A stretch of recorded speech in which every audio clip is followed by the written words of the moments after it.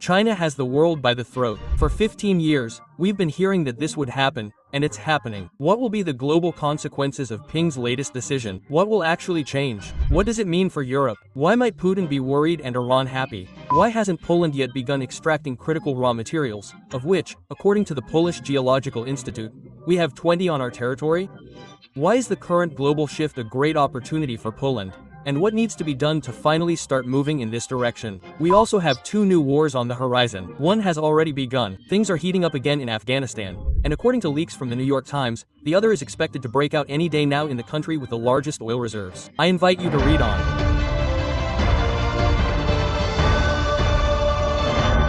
If you're not interested in what exactly happened regarding China's reshuffling of global trade, feel free to skip to this minute. There, you'll jump straight to the conclusions, which will reveal the consequences. For everyone else, I invite you to draw the crucial context. Just before the weekend, something happened that shocked the Western world. Just when we thought the trade war was behind us, when it seemed the United States had finally reached an agreement with China, Xi Jinping suddenly delivered a devastating blow. As it turns out, Trump didn't have the last word. During the recent months of relative calm, when everyone thought China had put its foot down, China had been quietly preparing for a powerful counterstrike. The trade war and the escalating civilizational clash between East and West is entering a new, even more heated phase. Jacek Bartosik writes on his profile, "We will see in all its glory what is more important, finance or production. In the process, the world we knew will be destroyed." Quote, another analyst, Mateusz Jaroszewicz, draws more far-reaching conclusions. The West has already lost. The Chinese Ministry of Commerce has announced a new world order. Not at the UN, not at the G7 summit, but quietly in Beijing. One document, 8 communiques, and the end of an old era. China has introduced the 1% rule. If your product contains even a fraction of Chinese technology, even a trace of raw material from China, even a microgram of graphite, it is now subject to Chinese export law, regardless of whether it was manufactured in Poland, Germany, or the US. Chinese law follows the product, just like American sanctions. This is the moment when the world learned that Beijing is no longer asking for a seat at the table. It sets the table. Consequences: weapons, electronics, batteries, drones, semiconductors, everything. Every contract, every delivery, every chip will depend on Beijing's consent. This isn't a trade war. It's a civilizational takeover. Jakub Jakubowski from the Center for Eastern Studies expands on this as follows. China has the world by the throat. For 15 years, we've been hearing that this would happen, and it is happening. And this is the moment we should wake up, because this also applies to Poland.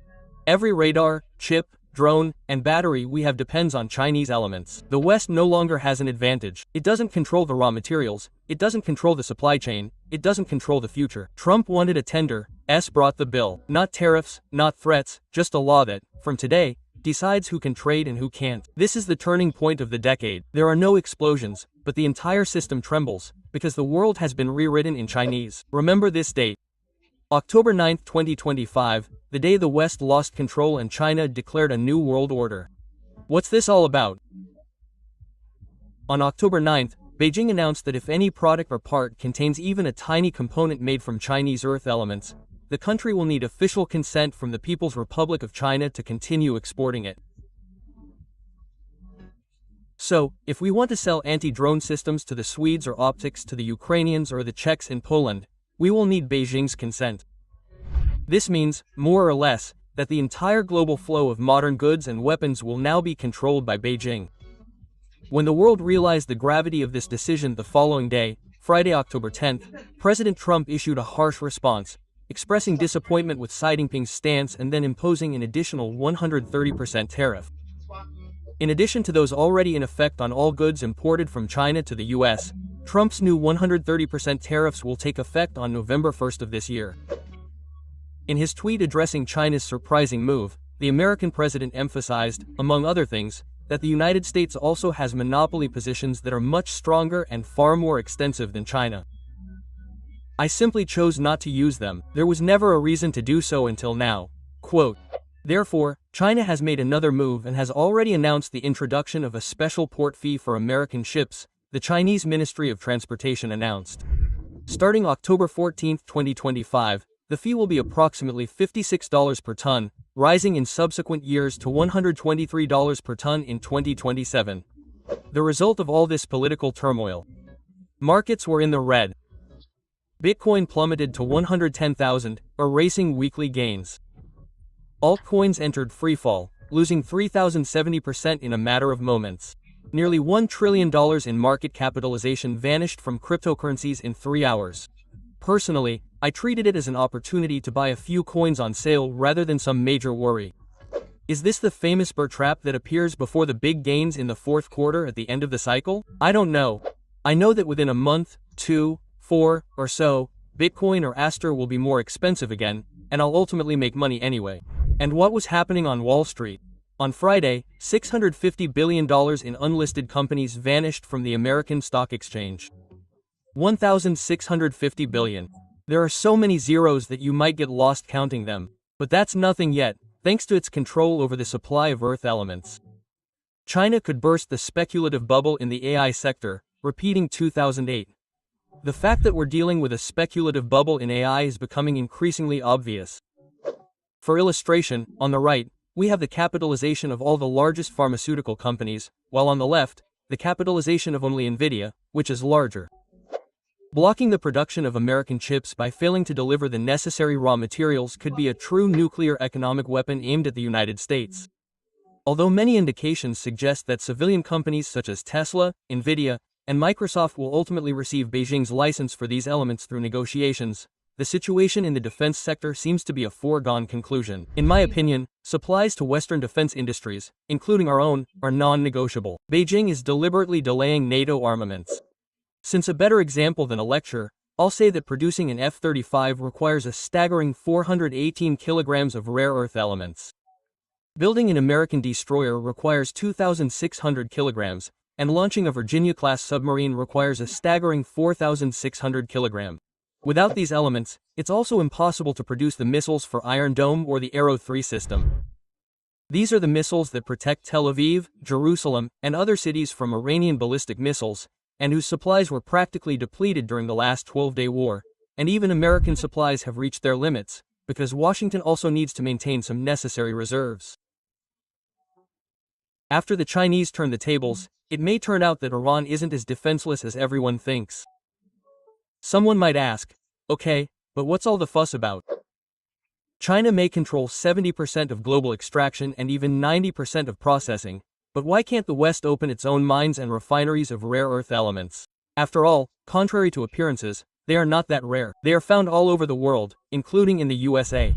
Unfortunately, the undeniable fact is that even if all planned projects in the USA, Australia and Sweden were launched today, it would take at least 5 to 8 years to meet half of the global demand, and that's in the optimistic scenario.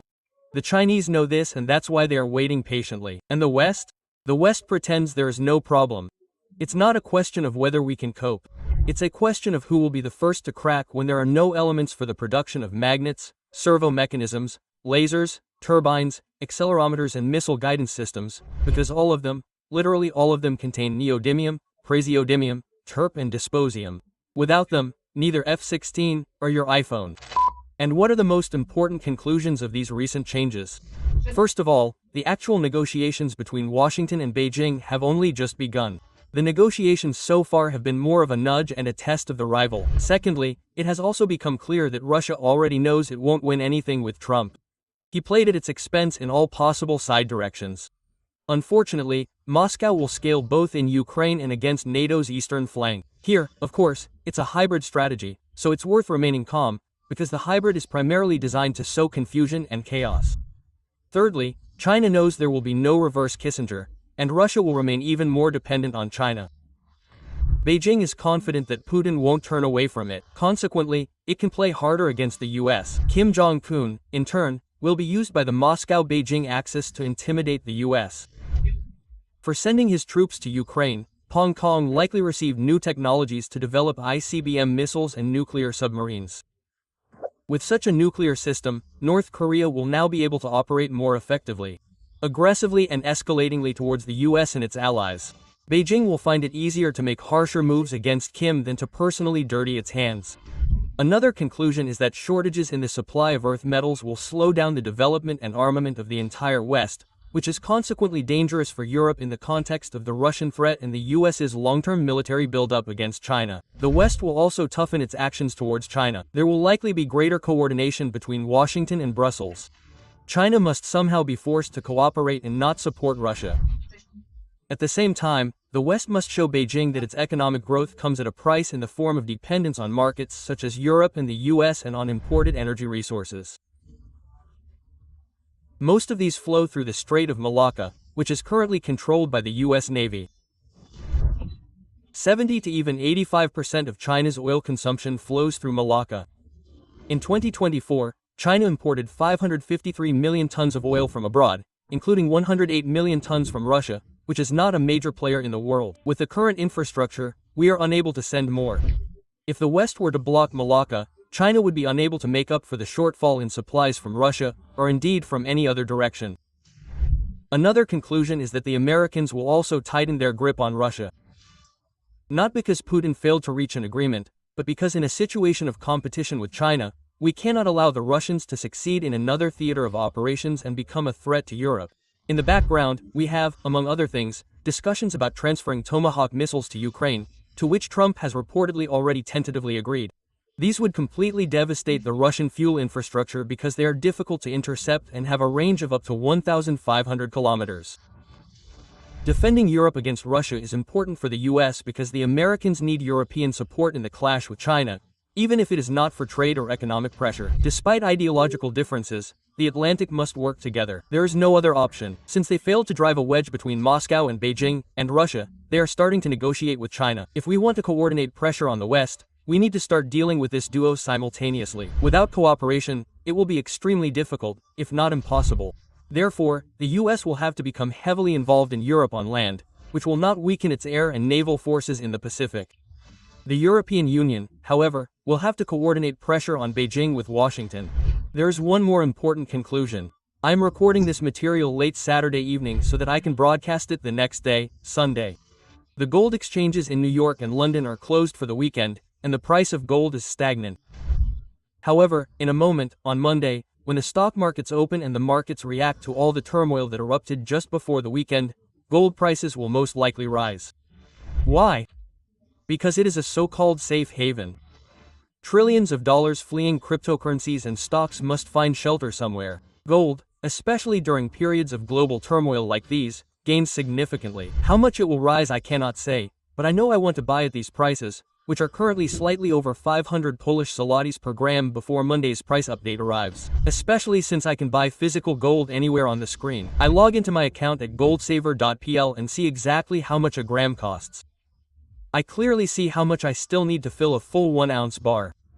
For convenience, I set up a standing order with my bank, so the gold buys itself for me, and I don't have to remember it. Both my wife and I, who are saving 800 Polish zlotys for nicotine this way, all the bars arrived on time. There were no problems with delivery. When the entire bar is collected, they discreetly ship it to your home. If you also want to start building inflation-proof savings in physical gold, you can use the code for my viewers to get a 100 Polish zlotys discount on your first bar. Just enter "for money" in the code field during registration, without Polish characters, of course. Now I'd like to move on to the discussion we finally need to start in Poland.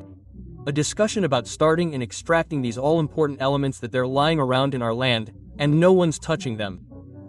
I think it's high time we started. This isn't just a matter of making money, it's a matter of national security.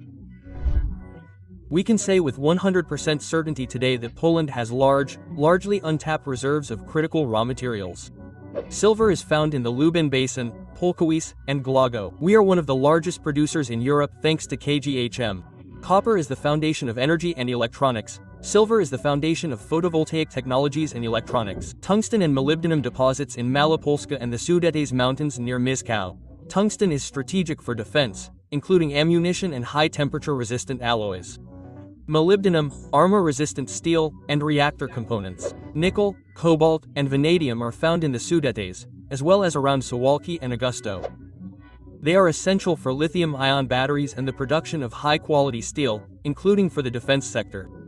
Next, we have natural graphite discovered in the Carpathians, near Strezagom, and Gluzitsa, and in Podlasie. Important for batteries, modern metallurgy, and advanced electronics. LD Sudetes zone and potential deposits in the Zolotoria region. In total, Polish territory may contain dozens of deposit types encompassing over 20 strategic elements listed in the EU catalog. As for rare earth elements, that special subgroup of critical raw materials, because so far we have mentioned elements from the critical raw materials group, we also have them in the required concentrations to be mined. For example, in the Sudetes, Zaklarska Poręba, the Lomnica deposit contains monazite xenotime, minerals rich in cerium, lanthanum, and neodymium.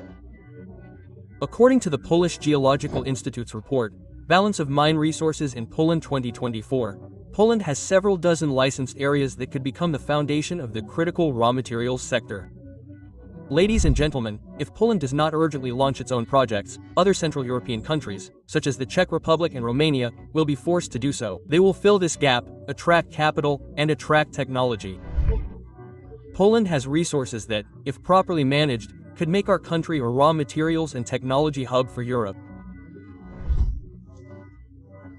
However, this requires political courage, recognizing the mining of critical raw materials as a strategic sector, simplifying licensing and environmental procedures, excluding this entire sector from the stupid ETS fee system, linking mining projects with the energy and defense sectors, and finally, most importantly, mining in partnership with the US. Neither Germany nor Russia will block the construction of mines built with us. Americans will invest in them. Without Trump, environmentalists sponsored by Berlin or Moscow will simply appear immediately, and that will be the end of the story. Furthermore, tell me, what will increase Poland's security against invasion by hostile forces more than joint mines and industrial plants with the Americans? We should act quickly, while we still have the personnel and mining know-how. After all, these people are about to retire. In Western Europe, there are no longer thousands of people with mining expertise, and they are here. So it's time to finally stop treating them as if they were unnecessary and appreciate their very useful knowledge. Miners and engineers are now deciding the state's fate. China has proven this. If you agree with me, send the film to at least one person, because it's high time to start building general public awareness in this area. The last two topics will be strictly war-related. The first will concern Venezuela, where a sudden, incredible turn of events has occurred. Venezuela's ruler, Nicolas Maduro, has made a complete rhetorical shift and proposed to Trump the opening of all American companies, all existing and future oil and mining projects, and the termination of contracts with Russia, China, and Iran, according to the New York Times. According to the newspaper, the U.S. government rejected this offer and halted all further diplomatic negotiations with Venezuela. If Washington truly rejected Maduro's far-reaching offer, such large concessions, it means that the scenario of his removal is already a foregone conclusion, and we will soon see the first military actions. And what will this result in? Exactly. Gold is back for us. Prices will go up. I think the Americans, in the difficult negotiation situation they've just found themselves in because of China, could use a show of force. Of course, a ground invasion is out of the question. If anything, I'd expect a series of airstrikes. And to conclude today's edition, the clashes that broke out between the Afghan Taliban and Pakistan this weekend, once allies now openly waging war. Taliban forces are attacking at 7 points along the entire border. The clashes are a consequence of Pakistani airstrikes on Afghan territory targeting TPP fighters, which led to Taliban retaliation and all this chaos. That's all for today. If you're tired of trade and conventional wars and want something more peaceful, I invite you to my Nicodem's first birthday party. Unfortunately, I couldn't invite everyone because our garden is quite small, but luckily Ula captured everything on film. Here's the link on the screen if you need it. I'm saying goodbye to you all today and see you in a few days.